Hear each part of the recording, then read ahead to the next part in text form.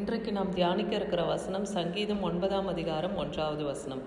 கர்த்தாவே, என் முழு இருதயத்தோடு உம்மை துதிப்பேன், உம்முடைய அதிசயங்கள் எல்லாம் விவரிப்பேன். இங்கே தாவீது தேவனை எப்படி துதிக்கிறாராம்? முழு இருதயத்தோடு அவரை துதிக்கிறாரு, அவருடைய அதிசயங்களை எல்லாம் விவரித்து சொல்லுகிறார். அப்போ தேவன் நமக்கு பாராட்டின நன்மைகளுக்காக, கிருபைகளுக்காக, செய்த அதிசய அற்புதங்களுக்காக நம் தேவனை துதிக்கணும். எப்படி துதிக்கணும்? முழு இருதயத்தோடு. ஏன்னா லூக்கா 10:27 பாருங்கள், உன் தேவனாகிய கர்த்தரிடத்திலே உன் முழு இருதயத்தோடு, உன் முழு ஆத்மாவோடு, உன் முழு பலத்தோடு, உன் முழு சிந்தையோடு அன்பு கூர்ந்து, உன்னிடத்திலே அன்பு கூறுவது போல பிறனிடத்திலே அன்பு கூறுவாயாக என்று எழுதியிருக்கு. இதுதான் பிரதான 2 கற்பனைகளாக இருக்குது. 10 கட்டளைகளை சுருக்கி நமக்கு கொடுத்த 2 கற்பனைகள் இதுதான். அப்போ தேவனிடத்தில் முழு மனதோடு நாம் அன்பு கூறணும். சங்கீதம் 86:12, என் தேவனாகிய ஆண்டவரே, உம்மை என் முழு இருதயத்தோடு துதித்து உமது நாமத்தை என்றென்றைக்கும் மகிமைப்படுத்துவேன். எப்போவுமே நம்ம துதிக்கும் போது, தேவனை ஸ்தோத்தரிக்கும் போதும் பாடும்போதும் தேவனை மன உற்சாகத்தோடு நம்ம பாடணும். முழு பலத்தோடு, கைத்தால ஓசையோடு தாவீது துதிக்கிறார் இல்லையா? தம்புருவோடும் வீணையோடும் கைத்தால ஓசையோடும் துதிக்கிறது, அதுதான் தேவனை முழு பலத்தோடு, அந்த முழு ஆத்மாவோடு நாம் அவரை துதிக்கணும். அப்படி நாம் அவர் நாமத்தை துதித்து அவரை நாம் மகிமைப்படுத்தணும். தேவனை மகிமைப்படுத்தும் எந்த ஸ்தானத்திலும் வந்து தேவன் நம்மை ஆசீர்வதிப்பேன்னே வேத வசனம் சொல்லுகிறத பார்க்குறோம். சங்கீதம் 145 1, 2, 3 வசனத்தில் பாருங்கள், என் ராஜாவாகிய என் தேவனே, உம்மை உயர்த்தி உம்முடைய நாமத்தை எப்பொழுதும் என்றென்றைக்கும் ஸ்தோத்தரிப்பேன் சொல்கிறார்.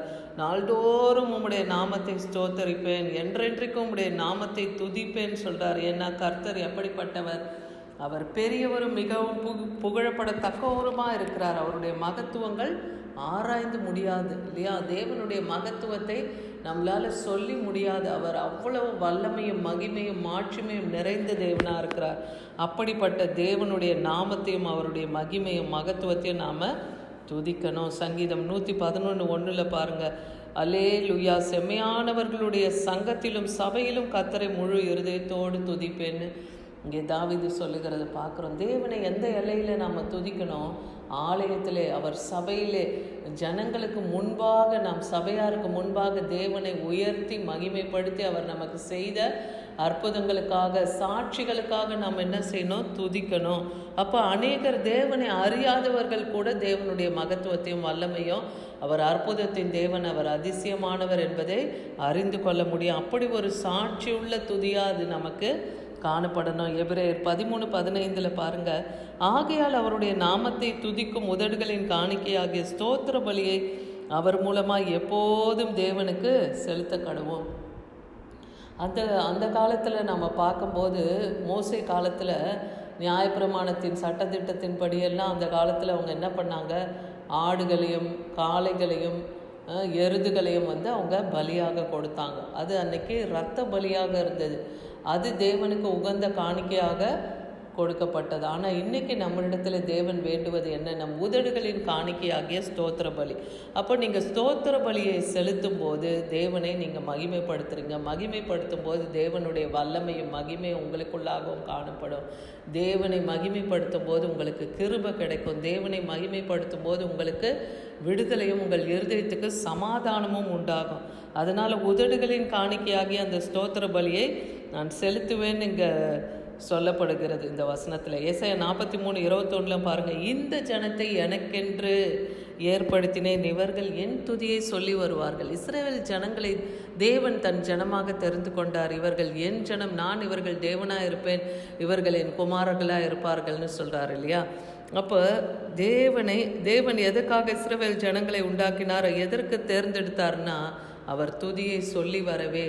அடிமைப்பட்டு இருந்த அந்த ஜனங்களுடைய ஏக்கங்களையும் கவலைகளையும் அவங்க பாரங்களையும் தேவன் நினைத்து அவர்கள் மேல் மனதுருகி அந்த எகிப்தின் அடிமைச்சங்களிலிருந்து அவங்கள விடுதலை ஆக்கினார். அவரை துதிக்கும்படியாக, அவரை ஆராதிக்கும்படியாக மோசே மூலமாக அவர்கள் வழிநடத்தப்பட்டார்கள்னு பார்க்குறோம். 1 நாளாகமம் 16ஆம் அதிகாரம் 11, 13, 2 வசனத்தை பாருங்கள். கர்த்தரையும் அவர் வல்லமையும் நாடுங்கள், அவர் சமூகத்தை நித்தமும் தேடுங்கள். தேவனுடைய வல்லமையை நாம் பெற்றுக்கொள்ளணும். அவருடைய மகிமையை, அவர் வல்லமையை நாம் நாடணும். நித்தமும் அவருடைய சமூகத்திலே நாம் அவரை தேடுறவர்களாக இருக்கணும். காலைதோறும் அவருடைய கிருபைகள் புதிதாக இருக்குன்னும் போது அதிகாலையில் நாம் அவர் தேடும்போது அவருடைய கிருபைகளை புது புது கிருபைகளை நாம் பெற்றுக்கொள்கிறோம். தேவனை வல்லமையை இன்னைக்கு தாரோம், இப்பொழுதே தாரோன்னு சொல்லி நீங்கள் தேவனிடத்தில் துதித்து பாடி அவரை மகிமைப்படுத்தும் போது தேவ வல்லமையினாலேயே நீங்கள் நிரப்பப்படுவீங்க. கேளுங்கள், அப்பொழுது உங்களுக்கு கொடுக்கப்படும் சொல்கிறார். நீங்கள் தேவனிடத்தில் விசுவாசித்து அவர் வல்லமைக்காக மகிமைக்காக நித்தமாக அவர் சமூகத்திலே நாம் தேடுகிறவர்களாக இருக்கணும். அவர் அதிசயங்களையும் அவருடைய அற்புதங்களையும் அவருடைய வாக்கின் நியாய தீர்ப்புகளையும் நினைவு கூறுங்கள்னு சொல்லப்பட்டிருக்கு. தேவன் அதிசயமானவர் இல்லையா? அவர் ஆலோசனை கர்த்தர், அவர் எண்ணி முடியாத பெரிய காரியங்களை செய்கிறவர்னு யோபுல சொல்லப்பட்டிருக்கு. அப்போ தேவனுடைய அதிசயம் அற்புதங்களை எல்லாம் சொல்லி அவருடைய வாக்கின் நியாய தீர்ப்புகளை எல்லாம் உயர்த்தி நாம் அவரை பாடி மகிமைப்படுத்தணும், அவரை துதித்து நாம் மகிமைப்படுத்தணும், அவர் ஸ்தோத்திர பலியிட்டு அவரை நாம் மகிமைப்படுத்தணும். அப்போது தேவனுடைய மகிமையை, தேவனுடைய கிருபையை, இரக்கத்தை நாம் பெற்றுக்கொள்ள முடியும். ஏசாயா 12:1 பாருங்கள். அக்காலத்திலே நீ சொல்லுவது, கர்த்தாவே நான் உம்மை துதிப்பேன், நீர் என் மேல் கோபமாக இருந்தீர், ஆனாலும் உம்முடைய கோபம் நீங்கிற்று, நீர் என்னை தேற்றுகிறீர். அப்போ தேவ கோபம் கூட உங்களை விட்டு நீங்கணும்னா தேவனை பாடி துதிங்க. அப்போ உங்கள் மேல் தேவனுக்கு இருந்த கோபம் கூட மறையும். அவர் இரக்கம் செய்வார், அவர் இறங்கி வந்து உங்களுக்கு கிருபையை தருவார். சங்கீதம் 34, 1, 2, 3, 4 வசனத்தில் பாருங்கள். இங்கே தாவீது கர்த்தரை எப்போதும் அவர் ஸ்தோத்தரிக்கிறார். கர்த்தரை நான் எக்காலத்திலும் ஸ்தோத்தரிப்பேன், அவர் துதி என் வாயில் இருக்கும். தேவனை துதிக்கணும், அவரை மகிமைப்படுத்தணும். அவரை கர்த்தருக்குள் என் ஆத்மா மேன்மை பாராட்டும், சிறுமைப்பட்டவர்கள் அதை கேட்டு மகிழ்வார்கள். நீங்கள் தேவனை மகிமைப்படுத்த சிறுமைப்பட்ட ஜனங்களுக்கும் ஒரு உற்சாகம் வரும். அப்போ இப்படிப்பட்ட தேவனை, வானத்தையும் பூமியும் உண்டாக்கின சர்வ வல்லவர் இல்லையா, சர்வத்தையும் ஆளுகிறவர், சர்வ சிருஷ்டிகர், சர்வத்துக்கும் எஜமான், அந்த தேவனை துதிக்கிறத மற்றவங்க கேட்கும் போது, சிறுமைப்பட்டவங்க கேட்கும்போது அவங்களும் மகிழ்வார்களாம். அதுதான் சொல்கிறார், என்னோடு கூட கர்த்தரை மகிமைப்படுத்துங்கள், நாம் ஒருமித்து அவரை நாமத்தை உயர்த்துவோம். இன்னைக்கு உதவி செய்ய ஒருவரும் இல்லாத சிறுமைப்பட்ட நிலையில் இருக்கிற ஜனங்கள் கூட கர்த்தரை நாம் துதிக்கும் போது அவர்களும் பாடி துதித்தாங்கன்னா அவங்களுக்கும் தேவன் ஒரு விடுதலையும் சமாதானத்தையும் தர வல்லவர். அதுதான் சங்கீதம் 9:14 தேவரீர் எனக்கு இறங்கி என்னை பகைக்கிறவர்களால் எனக்கு வரும் துன்பத்தை நோக்கி பாருன்னு இங்கே தாவீது சொல்கிறார். அப்போது நீங்கள் தேவன் எப்போ இறங்குவார்? நீங்கள் துதிக்கும் போது அவர் இறங்குவார். உங்களுடைய நிந்தை அவமானங்களுக்கு தேவன் உங்களை விலக்கி பாதுகாப்பார். உங்கள் துன்பத்தையும் உங்கள் இடுக்கணையும் அவர் பார்ப்பார். அதை எல்லாவற்றையும் நீங்களாகி உங்களை அவர் ரட்சிக்க வல்லமை உள்ளவர். அதான் இன்றைக்கி கர்த்தர் கொடுத்த அந்த வார்த்தையின்படி கர்த்தரை நாம் முழு இருதயத்தோடு துதித்து அவருடைய அதிசயங்களை எல்லாம் புகழ்ந்து அவரை நாம் மகிமைப்படுத்தும் போது தேவ பிரசன்னத்தினாலே நாம் நிரப்பப்படுவோம், தேவ வல்லமையினாலே நாம் காக்கப்படுவோம். கர்த்தர் நம்மையும் விடுதலையாக்குவார், நமக்கும் அந்த மன மகிழ்ச்சியை தருவார். அதனால் தேவனிடத்தில் முதலாவது நாம் அன்பு கூற வேண்டும். ஆமென்.